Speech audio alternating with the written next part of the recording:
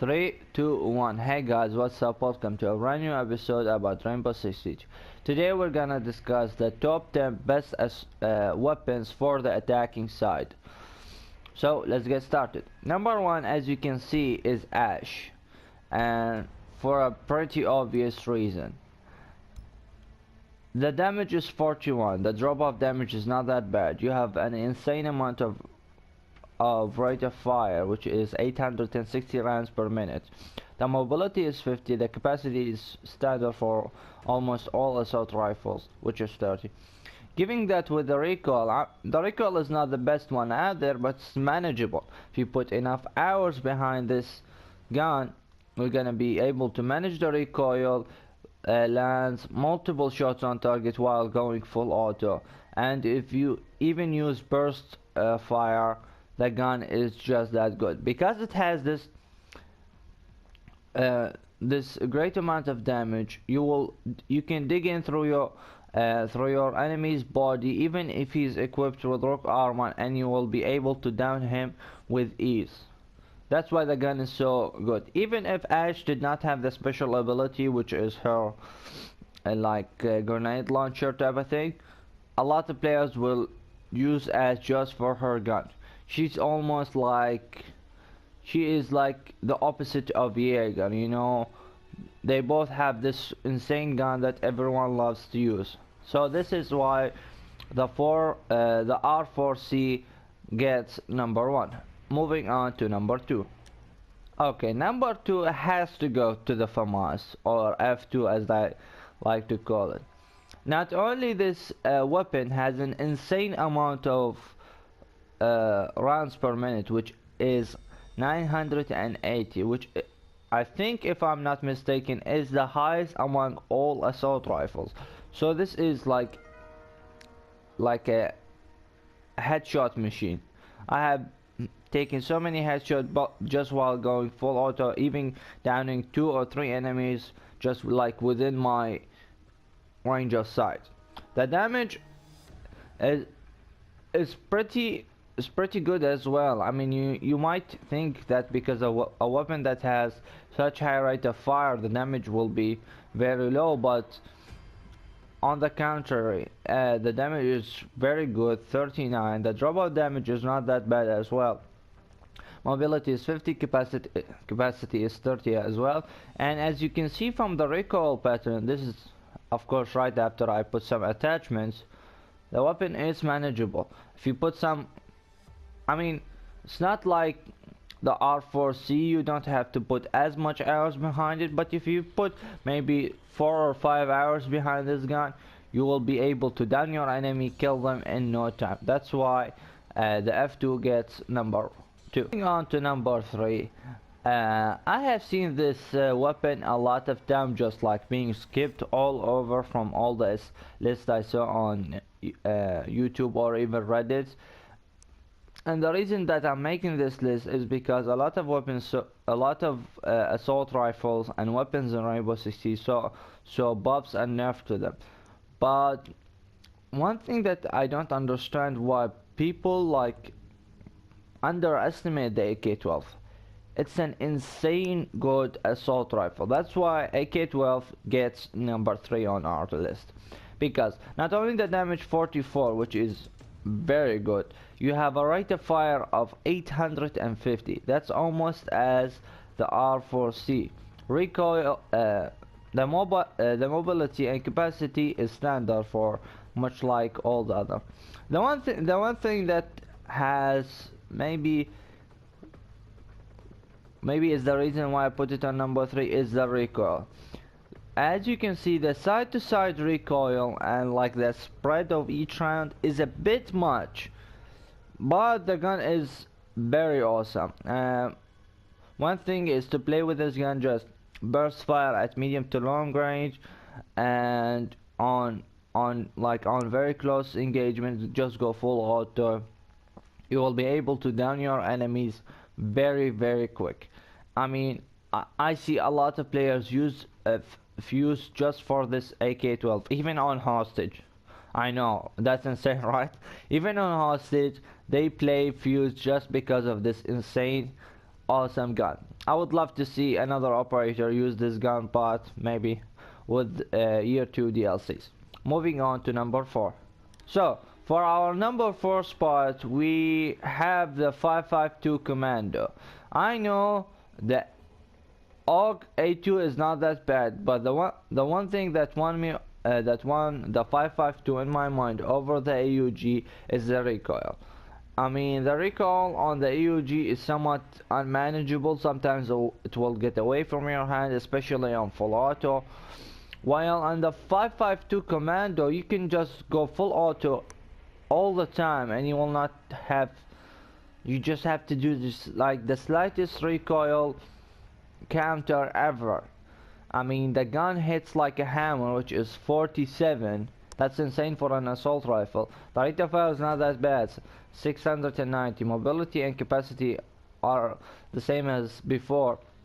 And you look at the recoil after you put a few attachments, it's very manageable. And not only that, the vertical recoil is not that great, but the side-to-side recoil is pretty tight, so you're gonna have very tight grouping, especially if you burst fire at longer ranges. And in medium ranges, I just go full auto, and I don't even have to land headshots. I will just dig in through their body. Even enemies with rock armor who are 3 armor, I just like down them in no time. They don't know what hit them. That's why the gun is so great, because combine the high damage with the low recoil, you have a very good gun. That's why it takes number 4 on our list. So for our number 5, we're gonna have to go with the C8 SFW, but the carbine or assault rifle that Buck uses. The only thing that made this gun just go number 5 on our list is because of the recoil. Since you have the skeleton key, is basically an underbarrel attachment, you can put a grip or any other attachment that will help you to manage the recoil a bit. But as you can see, the damage is insane, 38. You have 837 rounds per minute. Mobility and capacity is the same as before. The only bad thing about this gun is the recoil. I mean, the recoil is somewhat insane. So that's why it's number 5 on our list. But the gun is very effective. I mean, at closer ranges, I just dig it right into their body. I don't have to even get a headshot. And because sometimes the rate of fire is so high, I just aim like at the chest or neck area and let the recoil take over, and I will get land headshot like 90% of the time. It's a very effective weapon. The only downside to this gun is the recoil. If they maybe buff it or make an update to Buck where the skeleton key has its own like grip, so Buck can manage the gun, that would be amazing. It will definitely go up on our list, but not today, sorry. It's a great gun, but I'll take number 5. Moving on to number 6. So for number 6, we have the Type 89, which is the main assault rifle that Hibana uses. She was the last operator to come from year 1 DLC season 4. The thing that made me get this weapon to number 6 or pick this weapon for number 6 is the capacity. The magazine capacity is just way too low. You have great damage, 41, insane rate of fire, 850. Combine that with very little recoil. As you can see, just with a normal vertical grip and any muzzle attachment, barrel attachment, and you have this insane accuracy of a recoil pattern. But the capacity is just way too low. With this high rate of fire, you'll find yourself out of ammo or in need of a reload in no time. You might able to engage 1 or 2 enemies tops, but 3 is just like way too high. You have to go to your secondary. That's why the Type 89 goes number 6 on our list. For number 7, we have the AR-33 assault rifle, which is mainly used by Thatcher. The reason that I put this on number on number 7 is two things. Not only the capacity is bit on the low side, 25 rounds, but also the recoil sometimes will get like out of hand, especially on full auto. The damage is great, 42. The rate of fire is amazing, almost 750. But the capacity and the recoil pattern just like it's like two strikes on this weapon that I'm not finding myself comfortable to push it up the list. It's a great weapon. After you put some hours, after you learn how to manage the recoil, it's a great gun. I almost use it like on longer ranges, just on the burst, on the semi and burst auto capability, because I'll get like more headshot on longer distances.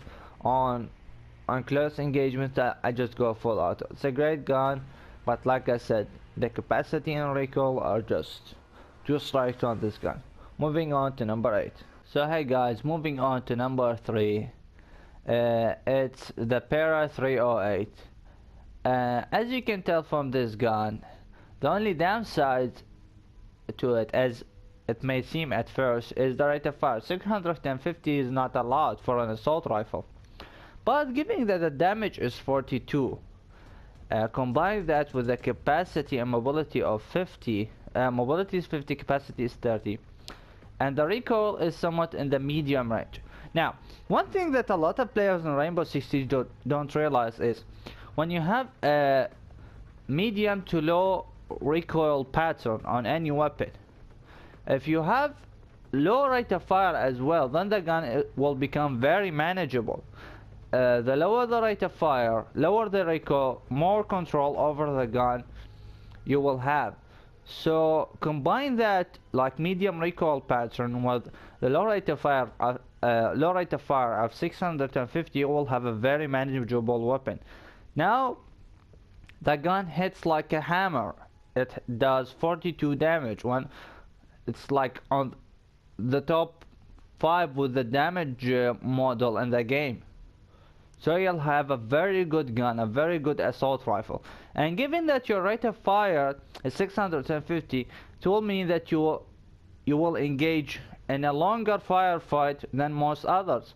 You're not gonna run out of ammo like that with a weapon like with almost 1000 RPM or whatever, because you have so little rate of fire, 650. You will be able to fire longer.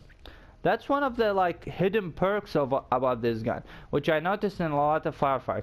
In a lot of firefights, my other teammates with like a high rate of fire SMG run out of bullets, switch to his sidearm, and I'm able to have 12 or 30 rounds in the chamber to finish him off. So that's a plus a lot of players don't realize about this gun. Okay guys, moving on to number 5. I know the underdog, the MK17, but this gun has a few qualities that run in its favor. 1, the damage is bit on the high side, 41. 41 is not bad at all. You have the mobility 50, and you have the recoil pattern like in the low medium.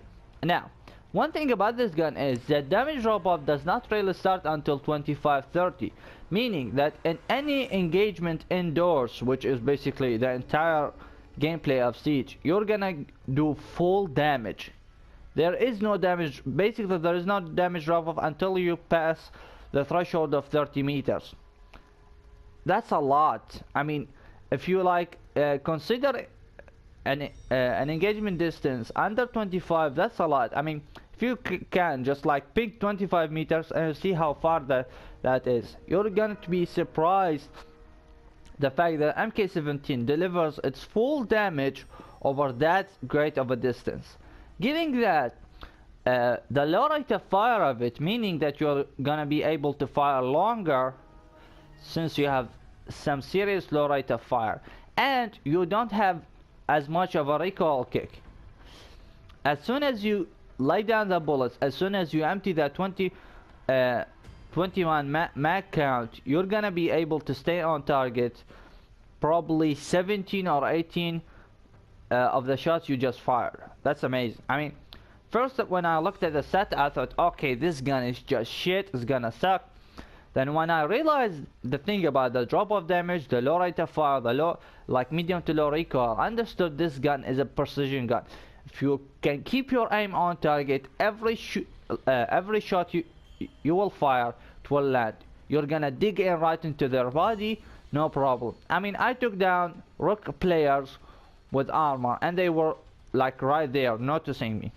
I took them down with ease as like nothing, like a hot knife through butter. That's why the gun takes number 9.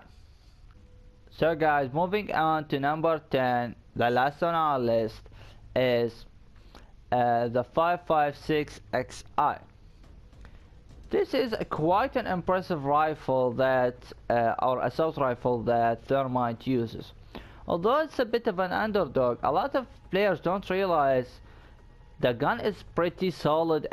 It's actually pretty solid. You will be surprised because the damages on the high end is 64. You have lower rate of fire. Given with that like medium to high recoil, you're gonna be able to land maybe 75 to 80% of all your shot on target. The gun is great. I mean, if you go for the headshot, it's pretty accurate.